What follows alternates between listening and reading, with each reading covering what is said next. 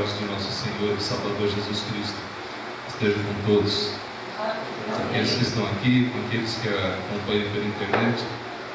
E Deus vai falar ao teu coração, tenho certeza. Vamos orar mais uma vez. Ó Senhor, fala conosco. Ó Espírito Santo, ministra essa palavra a cada um de nós. Assim edifica a tua igreja e fortalece-nos para a honra e glória do Senhor. Que todo pensamento, que toda atitude que seja contrária à compreensão da tua palavra, nesse momento seja repreendida e afastada. Traz sobre nós iluminação, graça e misericórdia em Cristo. Amém.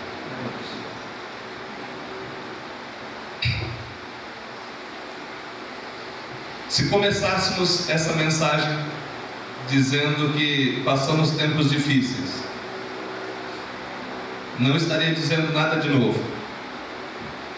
Na verdade, pareceria nada mais, nada menos do que uma frase colocada num lugar comum.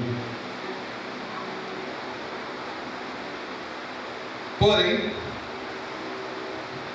é necessário que a gente frise algumas coisas. Que para o povo de Deus,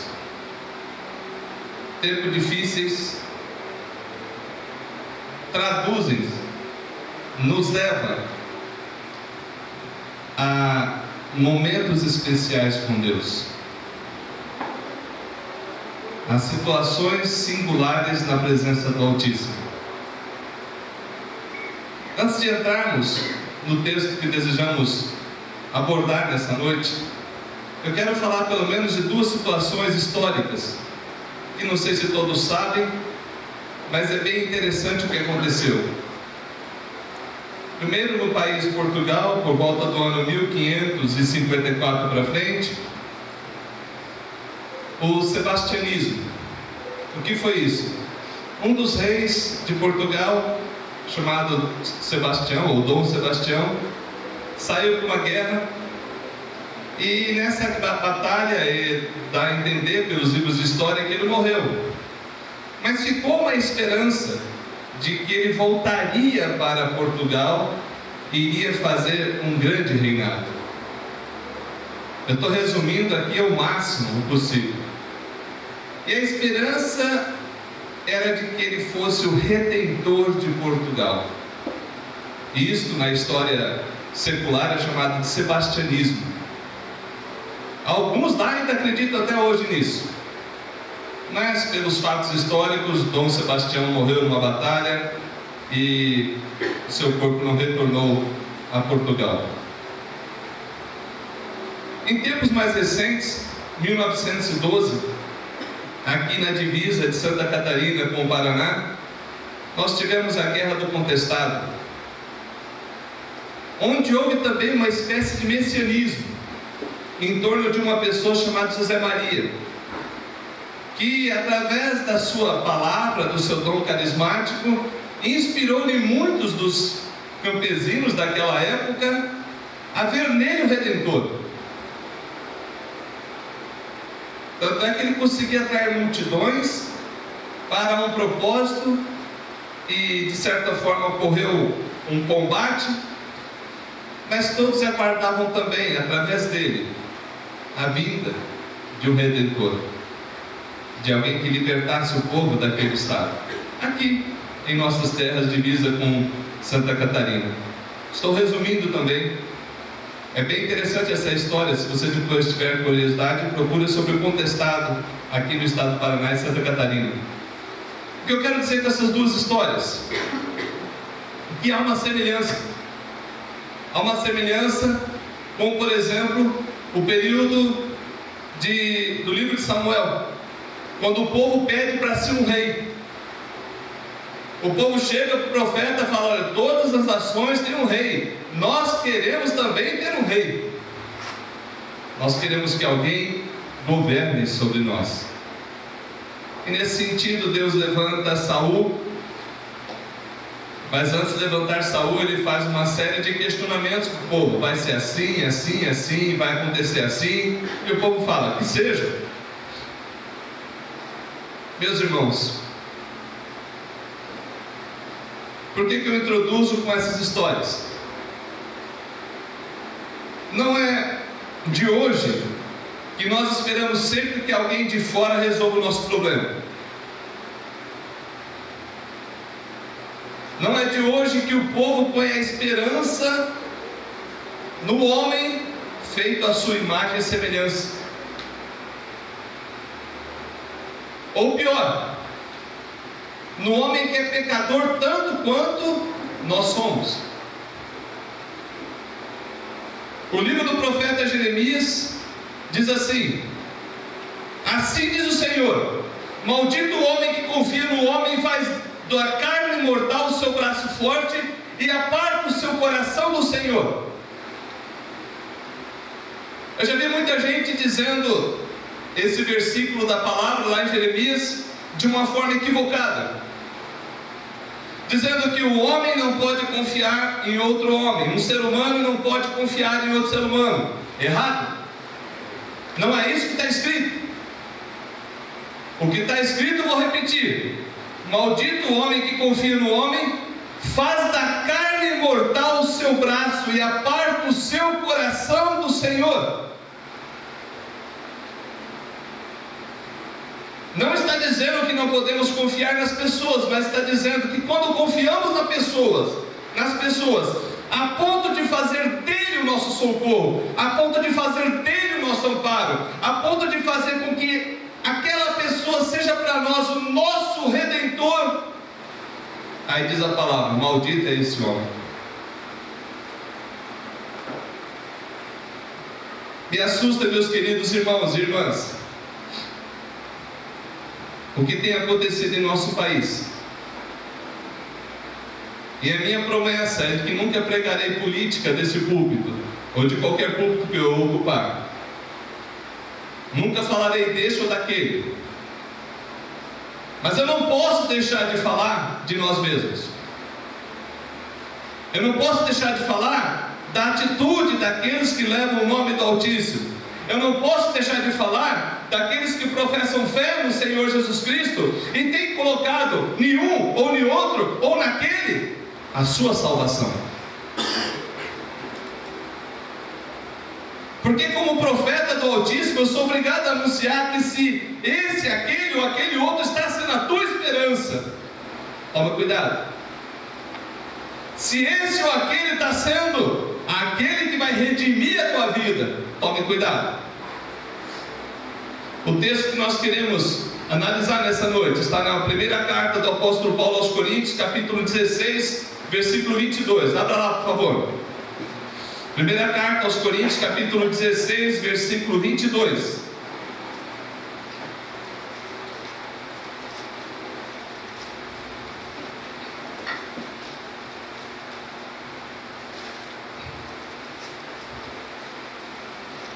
É um versículo bem curto da palavra de Deus, mas extremamente profundo.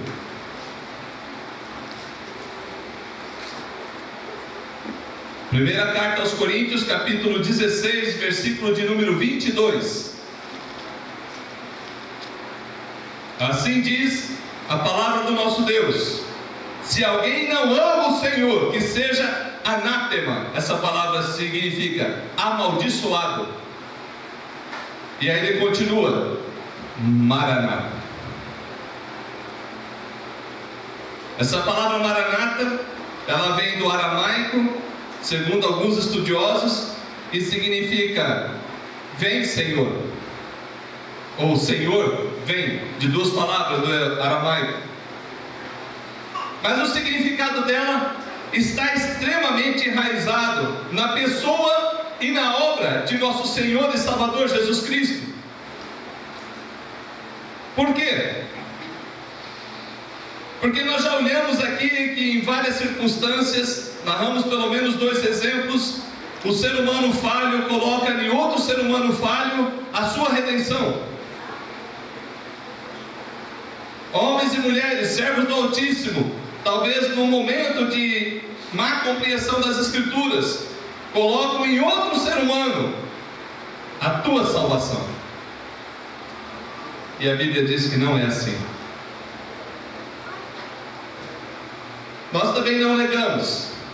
Pelo contrário, o cristianismo afirma que toda autoridade é constituída por Deus para o nosso bem ou para a nossa correção. Repito, toda autoridade é constituída por Deus para o bem do povo ou para a correção do povo. O que eu quero dizer com isso? Essa palavra diz: se alguém não ama o Senhor Jesus, que seja amaldiçoado. Mas na sequência ele fala: vem logo, Senhor Jesus, aguardamos a sua vinda, queremos que o Senhor esteja conosco. Terminamos hoje o estudo do livro de Apocalipse. Eu gostaria muito que todos aqui tivessem aula por aula aqui presente, que apesar de ter sido eu o ministrante dessas aulas, eu aprendi demais. E uma das coisas que eu aprendo em Apocalipse: do Senhor vem a nossa salvação, o Senhor é que dá vitória, Jesus Cristo é o Rei dos Reis, Jesus é o Senhor dos Senhores, e não o ser humano, e não uma outra pessoa. Apocalipse passa para mim e para você, pelo menos deveria passar, esse sentimento que você deveria ter ao ler Apocalipse: mais do que vencedor em Cristo Jesus. Nós somos vencedores sobre morte, espada, guerra, fome, flagelo, besta, anticristo, falso profeta. Nós somos mais do que vencedores. É tremendo você observar isso nas Escrituras. E esse texto aqui nos remete a outro momento também singular. No dia da ceia do Senhor, nós anunciamos a morte do Senhor até que Ele... Talvez muitos não notam esse detalhe, mas é um detalhe tremendo. Sabe por quê?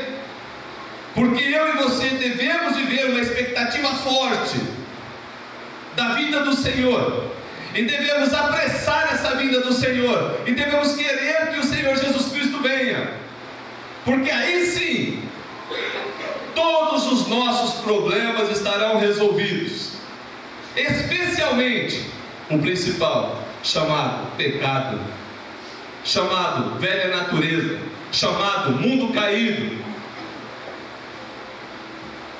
chamada corrupção. Hoje de manhã, uma pessoa conversando comigo me falou desse jeito: pastor, o povo às vezes reclama de corrupção e para na vaga que não é para ele, e tenta dar um nó no imposto, e faz isso, e faz aquilo, e depois reclama dos corruptos, sendo que ele mesmo está se corrompendo. Eu queria acreditar que isso não é no meio do povo de Deus. Eu queria acreditar nisso, mas infelizmente, como pastor que em parte tenta conhecer o seu rebanho, eu sei que às vezes fazemos isso. E digo mais, para nossa vergonha e para nossa tristeza. E já falei, e tenho que repetir: o erro do outro não justifica o teu erro. As impropriedades que qualquer governo fizer não justifica as tuas palavras de blasfêmia, não justifica você amaldiçoar alguém, não justifica você sair xingando, não justifica você ser incoerente com aquilo para o qual Deus te colocou no mundo, para ser bênção. O que eu quero dizer com isso? Algo bem simples, de que nós, como cristãos bíblicos, não somos de direita nem de esquerda, somos de Deus. Nós não devemos nos posicionar a favor desse ou daquela circunstância, mas a favor da vontade de Deus. E isso eu sei que é difícil. Eu sei que a alma de muitos se contorce por causa das injustiças que estão acontecendo. Reconheço, e está correto. Mas ao nos posicionarmos, nós corremos um risco grande de cair naquele problema que o profeta Jeremias falou. Fazer daquele outro, daquela outra, daquela circunstância, o nosso braço forte, a nossa redenção. E com isso, esquecemos da palavra do Senhor que fala: vem, Senhor Jesus, Maranata. Jesus vem para resolver. Resolve logo essa história nessa terra, porque está corrompida. Os homens se corrompem, os homens se vendem e tomam dinheiro que é ilícito. Ou você acha que é só poder político que se corrompe? Ou você acha que o poder judiciário não tem corrupção? Ou você acha que nós mesmos não nos corrompemos quando aceitamos uma circunstância que é ilegal para nós? Querido, o mal do ser humano não se trata de cargo desse ou daquele, de político ou de judiciário. O mal do ser humano chama-se pecado, e o pecado só é vencido pela graça de nosso Senhor e Salvador Jesus Cristo. Não há outra solução para o nosso país.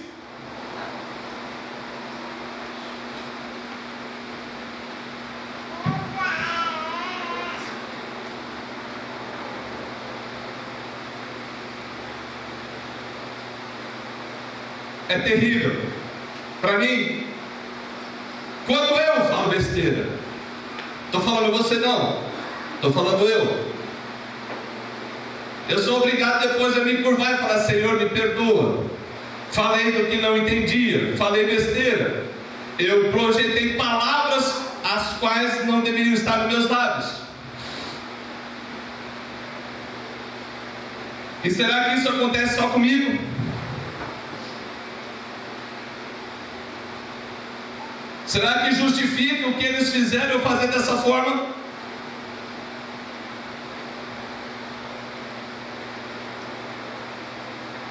Eu quero levar vocês hoje, em o nome do Senhor Jesus Cristo, para um lugar melhor, para uma outra pátria. A palavra de Deus nos diz o seguinte: esperando e apressando a vinda do Senhor, o dia da vinda de Deus, por causa do qual os céus incendiados serão desfeitos e os elementos abrasados se derreterão. E mais à frente Pedro diz na segunda carta: e nós esperamos novos céus e nova terra, onde habita justiça. Aleluia! Eu quero a justiça, mas quero a justiça de Deus, porque essa da terra está difícil. Essa da terra está muito difícil. Essa da terra, ela acontece, desacontece, e aquela venda que ela tem nos olhos, volta e meia ela levanta para dar uma espiada. Deixa eu ver quem eu estou julgando. Justiça não é muito séria não, queridos.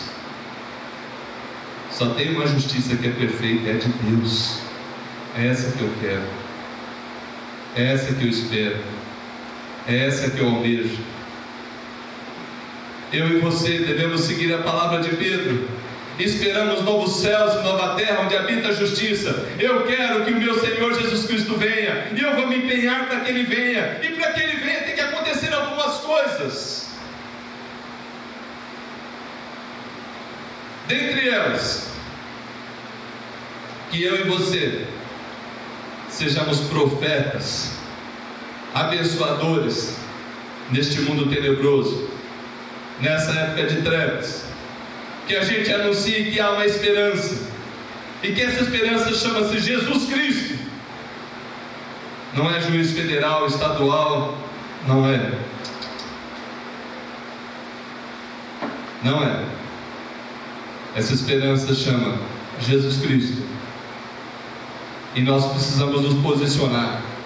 Não dá para ficar em cima do muro. Ou você está com Deus ou você não está. Ou você é de Deus ou você não é. Ou você confessa Jesus como Senhor, ou você ama o Senhor, ou como diz a passagem bíblica, você é amaldiçoado. E não sou eu que inventei essa palavra. Essa palavra não foi criada pelo pastor Hélio, nem pelo pastor Anísio, é da palavra de Deus. O apóstolo Paulo fala: se você não ama aquele que é o Salvador, você é o maldito nessa terra, e para você não tem esperança, porque você está desprezando o amor de Deus pela tua vida. A tua salvação chega e você não quer, e você descarta, e você ignora, e você zomba. Ah, pastor, eu não. Será? Será? É verdade que não zombamos com palavras, mas às vezes zombamos com atitudes. É verdade que não dizemos nomes feios a nosso Senhor e Redentor Jesus Cristo, mas conseguimos xingar aqui na terra todo mundo. A Bíblia diz: não sai de vossa boca nenhuma palavra torpe, antes somente aquela que edifica. Repito, meu querido, não estou falando de você, estou falando de nós. Vocês não entenderam? Vou falar mais uma vez. Não estou dizendo de você, estou falando de nós. E muitas vezes no meio de tudo isso eu tive que pedir perdão para Deus. Eu tive que chegar e falar: Senhor, me perdoa. Na minha raiva eu falei besteira. Não justifica. Não justifica. E digo mais: a tua reclamação mudou o quê? A tua indignação mudou o quê? A tua revolta, que alteração produziu no quadro atual?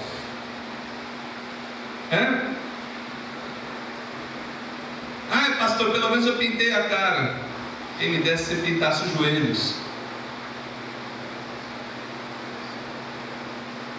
Quem me dera os dias de vigília, de reunião aqui de oração, essa igreja estivesse cheia de pessoas clamando pela sua nação, de atitude de um coração quebrantado e contrito, porque a palavra de Deus nos diz que essa Deus não vai desprezar. Essa Deus não vai desprezar. Quem me dera dedicássemos um tempo para orar pela nossa nação, e eu creio que muitos fazem, talvez não tanto que a gente precisa. Repito, eu acredito que muitos de vocês fazem, mas é bem provável que seja bem menos do que a nossa nação precisa, porque esse demônio, essa desgraça que está acontecendo aqui, que está enraizada, chama-se pecado. Não é roubo, não. Roubo é a consequência de um coração pecaminoso que não teme a Deus. Fraude é a consequência de um coração pecaminoso que não ama a Deus. Suborno é a consequência de um coração pecaminoso que não ama a Deus. E o que a Bíblia diz para quem não ama a Deus? Amaldiçoado. Está escrito: amaldiçoado. Essa pessoa não conta com a bênção de Deus. Esse dinheiro é um dinheiro iníquo e amaldiçoado. E os crentes se calam. E às vezes a gente se põe cheio de pudores para não dizer que esse dinheiro é maldito. Não o dinheiro em si, a forma pelo qual ele está chegando, a forma pelo qual ele está saindo. E é triste quando eu vejo evangélicos fazendo conchavo com essa desgraça, fora da graça de Deus. Queridos, nosso país tem jeito, chama-se Jesus Cristo. A nossa nação tem jeito, chama-se Jesus Cristo. E para que essa nação, para que esse país, para que esse povo desfrute de dias melhores, a igreja tem que se posicionar junto a Cristo, nem de um lado e nem do outro, junto ao meu Redentor, junto ao nosso Redentor, e falar: Senhor Jesus, sara essa terra, purifica, Senhor. Se tem que espremer esse tumor chamado corrupção, chamado ladroagem, que esprema, que doa, mas que cure, que crie vergonha na cara. Aqueles que não são cristãos e aqueles que se dizem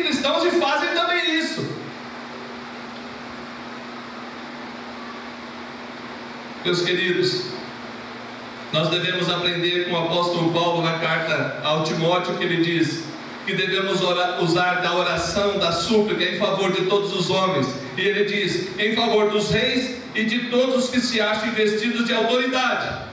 Opa! Olha 1 Timóteo capítulo 2, versículo 2. Vai lá, por favor, dá tempo. 1 Timóteo capítulo 2, versículo 2.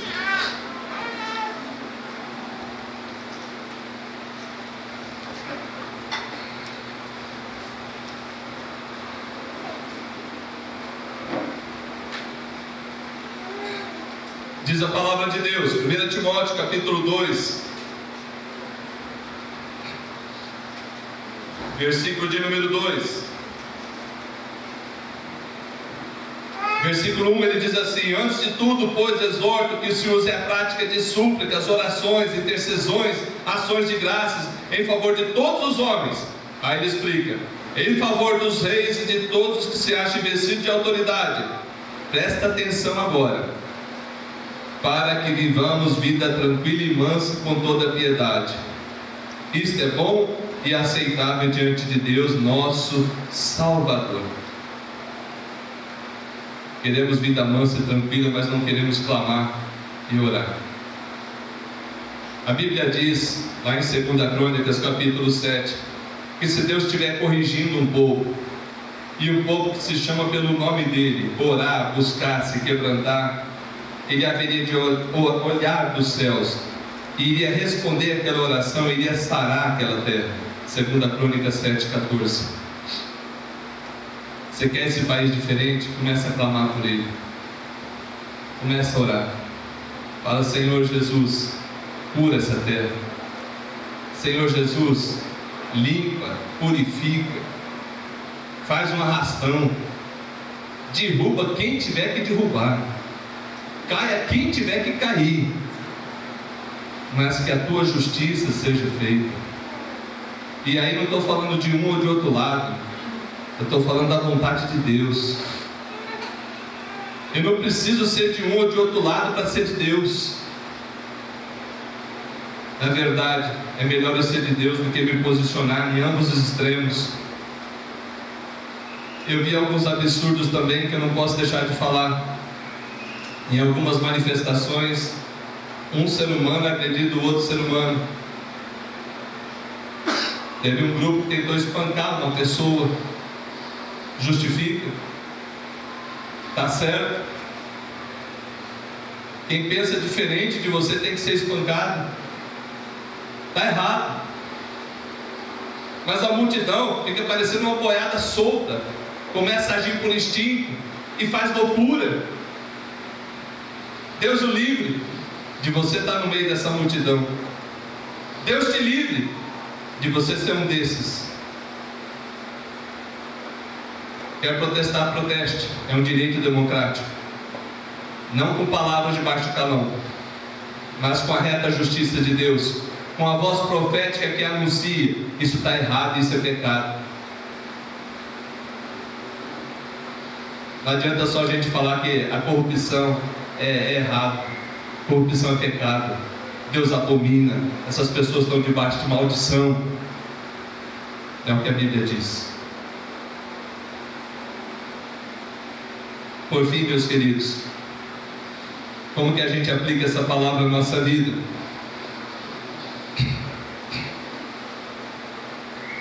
Primeiro, sendo zelosos de boas obras. O mundo tem que ver Jesus em você, em todos os sentidos, inclusive no sentido profético. Jaqueline, não tenha medo de dizer: arrependei-vos e crede no Evangelho, porque essa é a mensagem de salvação. Não tenha medo de apontar o pecado como pecado. Ah, mas quem sou eu, pastor? Você é filho do Deus Altíssimo e tem a palavra de Deus em tua boca. Fale, anuncie. Não tenha medo, Portela, de chamar pecado de pecado. Não tenta ajeitar as coisas para ninguém, porque para nós a coisa nunca vai ser ajeitada. Por que vamos ajeitar para eles? Se para nós corrupção é pecado, por que para eles é diferente? Outra coisa, se queremos a corrupção fora de lá, devemos tirar a corrupção daqui.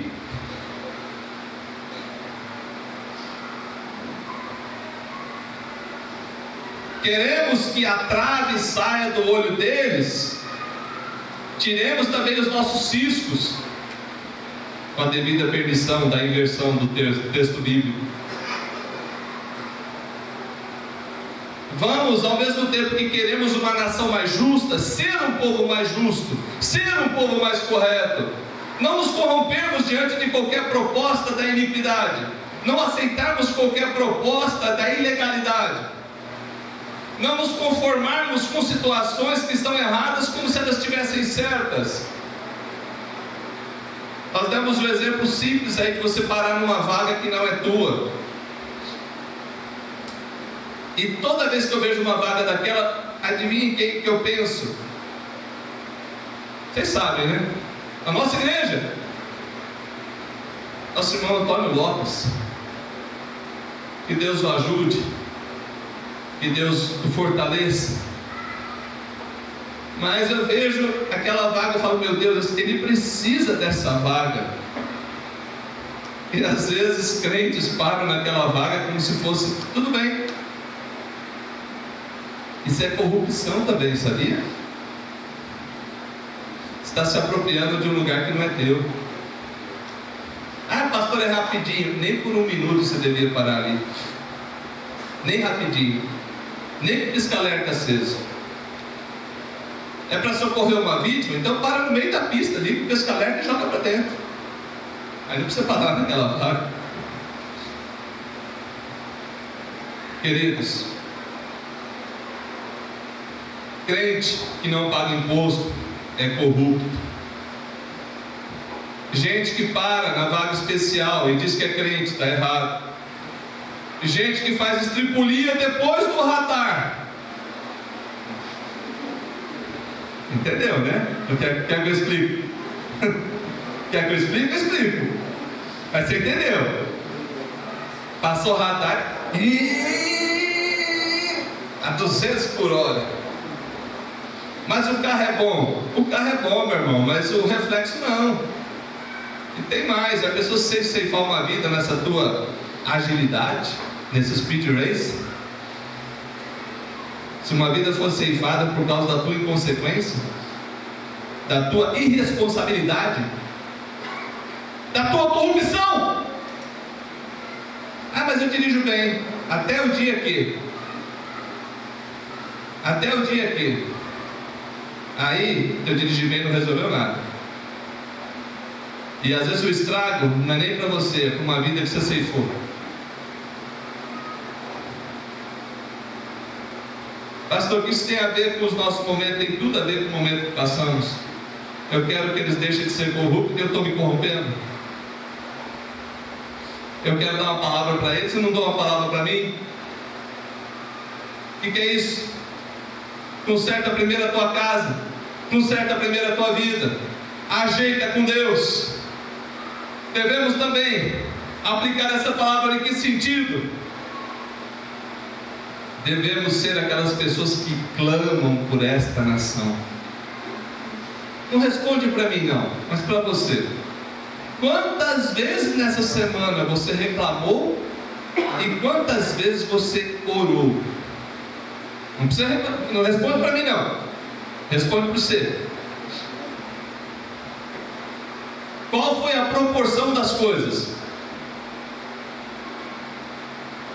Pastor, foi meio minuto orando e 3 horas sentando a taca, mas falando um monte. E resolveu a tua vida. Tua vida está melhor. O teu bolso ficou mais satisfeito.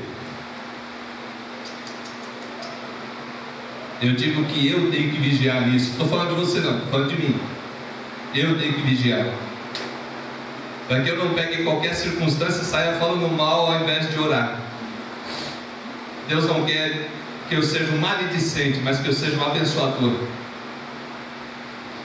Que eu seja uma pessoa que vai abençoar esse governo, abençoar para que limpe toda a corrupção. E aí não estou orando por uma pessoa, estou orando por um Estado, estou orando por uma autoridade, seja ela quem for.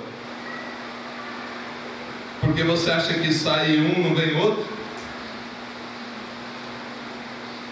Eu vou guardar uma proporção aqui, com todo respeito à Bíblia Sagrada, mas só para fazer um comparativo. A Bíblia Sagrada diz que quando uma casta de demônios sai e vê que está tudo organizado, vem outros piores, com a devida proporção do texto bíblico e com respeito de não fazer nenhuma herejese.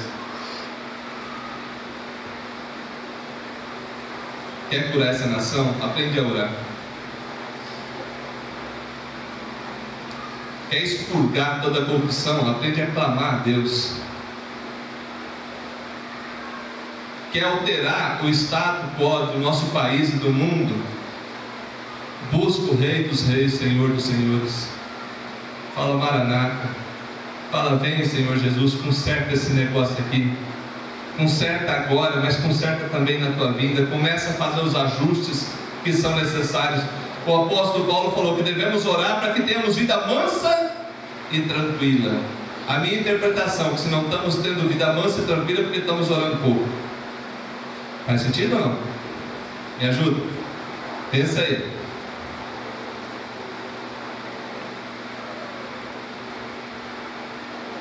O povo de Deus é cheio de muito mimimi.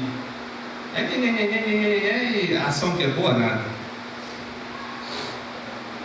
A ação primeira que eu tenho que ter diante do Rei dos Reis, porque Ele vai me dar sabedoria e sobriedade para todas as outras.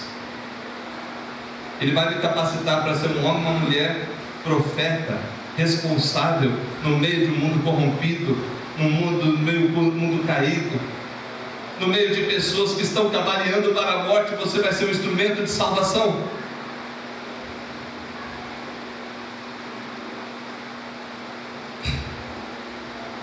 Carta do apóstolo Paulo a Tito, um pouquinho para frente aí de Timóteo.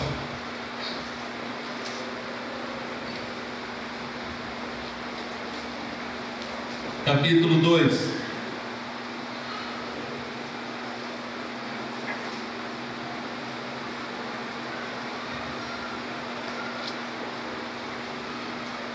Carta do apóstolo Paulo a Tito, capítulo 2.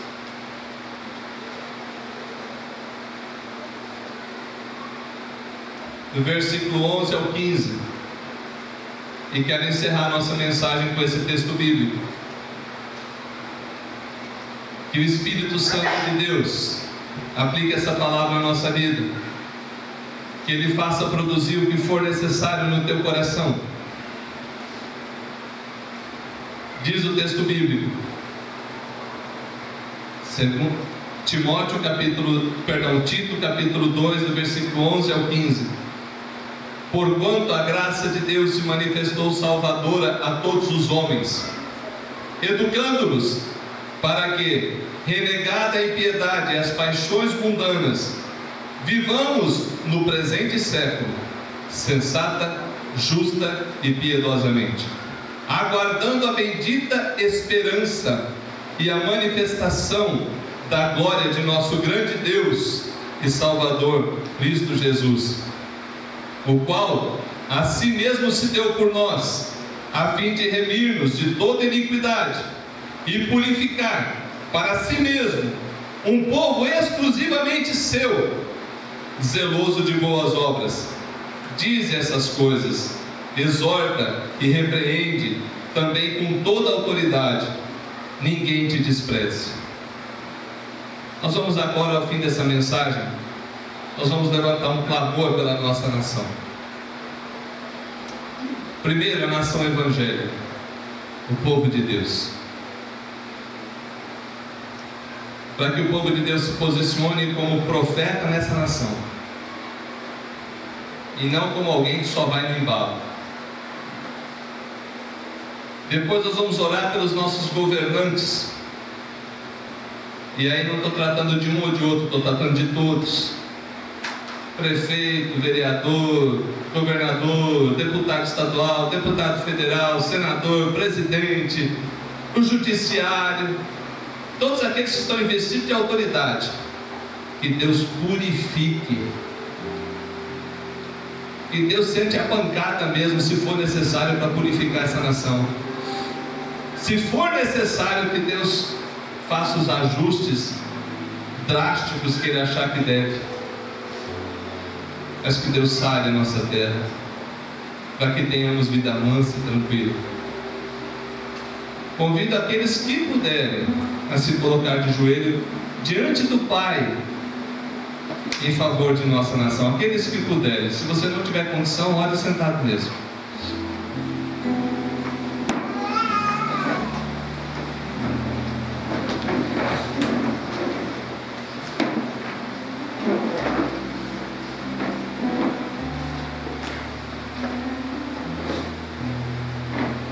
Senhor, ó Senhor Jesus, oramos, Deus, suplicando misericórdia sobre nós mesmos.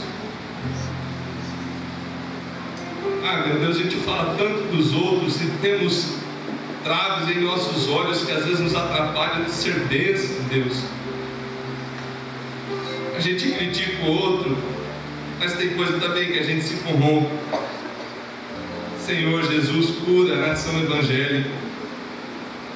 Cura aquele povo que se chama pelo Teu nome, Senhor. A começar em mim, a começar em nós, venha trazer uma mudança, Senhor. Que a gente busque mais, que a gente ore mais, que a gente se derrame diante do Senhor, do Rei dos Reis. Oh, meu Pai, tem misericórdia de nós. Tem misericórdia, Senhor. Perdoa, Senhor, as palavras sem entendimento. Perdoa às vezes, Deus, que reclamamos demais e não Te buscamos.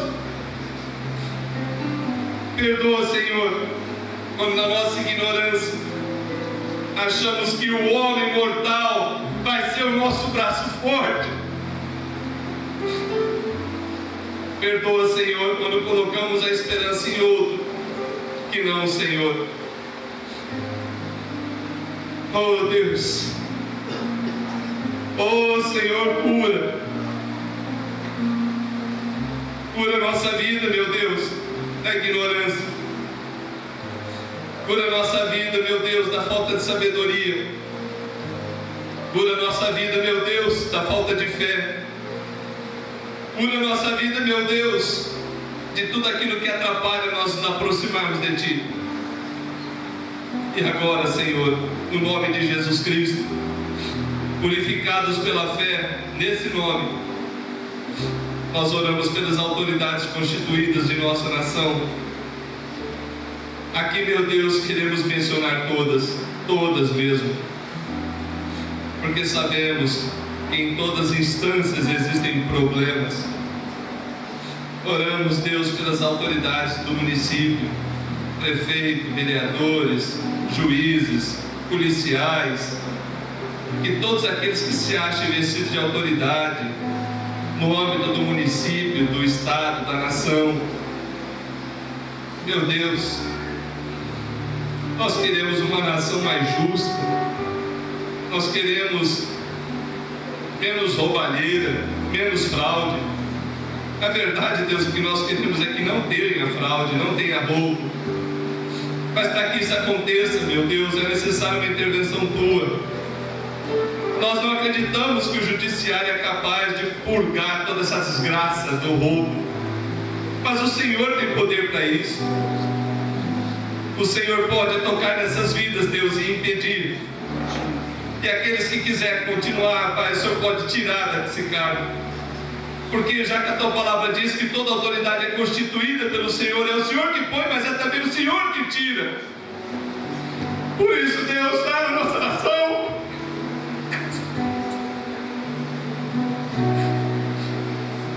Vidas, Pai, sofrem esses desentendimentos. Pessoas perdem os seus empregos, têm um serviço ruim de atendimento.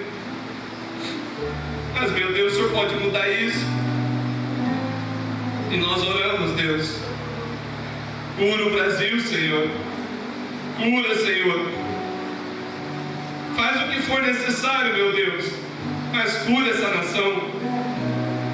Assim nós oramos, Pai, para que haja o mover do Senhor, tratando desse país, tratando de cada esfera da autoridade,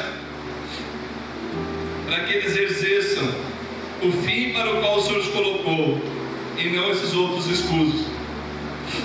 Nós oramos no santo nome de Jesus Cristo. Amém.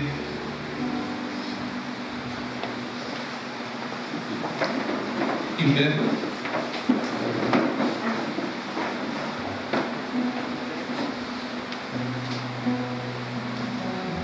Querido, você é vencedor. Vive como vencedor. Tem gente que é de Deus e vive como se não fosse. Tenha a palavra de fé na tua boca.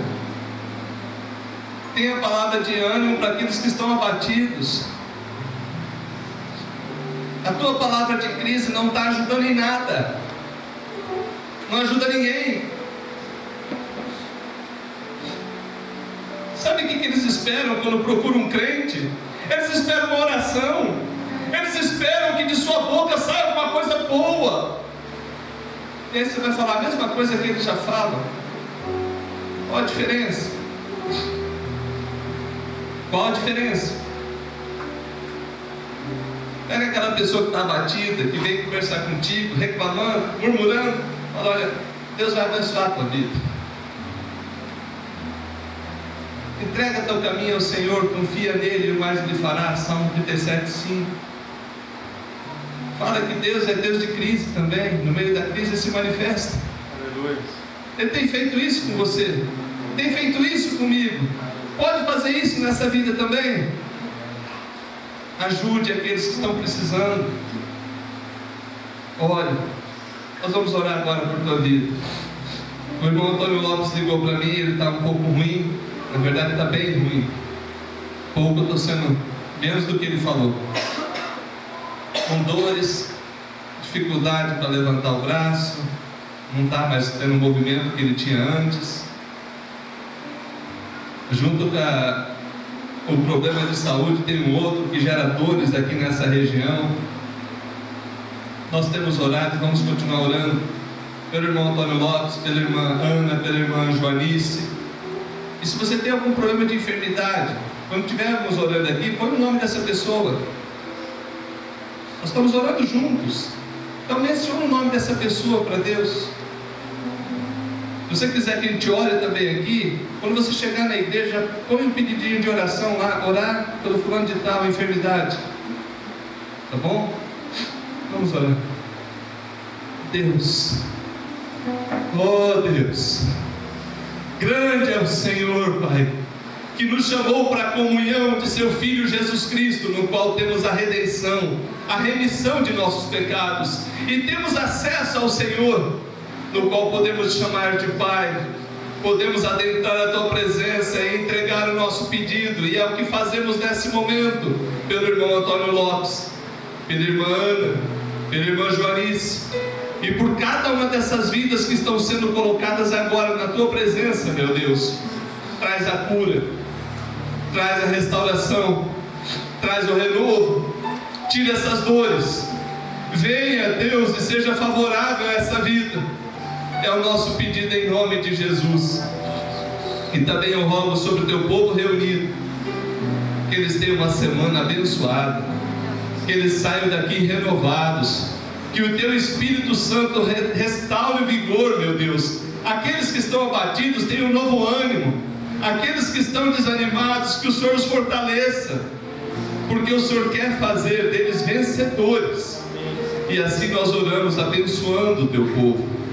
Que a graça de nosso Senhor e Salvador Jesus Cristo, o amor de Deus nosso Pai, o conforto e a presença do Espírito Santo esteja sobre todo o povo de Deus, hoje e sempre. Amém. Graças a Deus. Podia sentar, irmãos.